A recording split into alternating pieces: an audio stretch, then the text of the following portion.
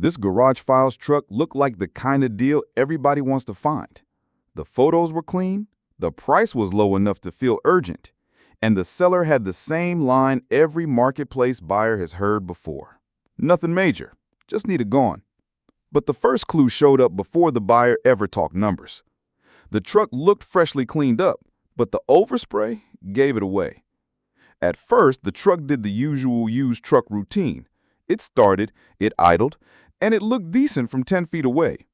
The seller kept pointing out the good stuff: tires, interior, recent parts, and how many people had already messaged about it. That pressure is exactly why buyers miss expensive problems. The buyer slowed the inspection down. No rushing, no revving it just because the seller said it ran strong, no ignoring the small thing that felt off. The red flag was paint on weather stripping, uneven gaps, and mismatched texture.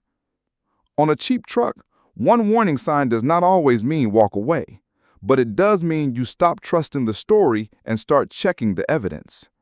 That meant looking past the listing photos.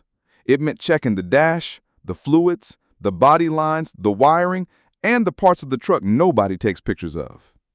Then came the scan. The important part was not just whether a check engine light was on. The real value was in the scan was clean, but the body inspection was not.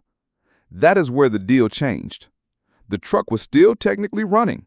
The seller could still say it drove, but the risk was no longer hidden.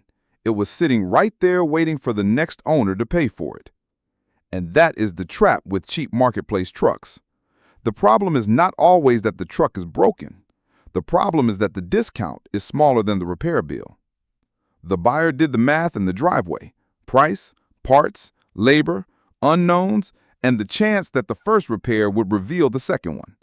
That is when the deal stopped looking cheap. The lesson is simple.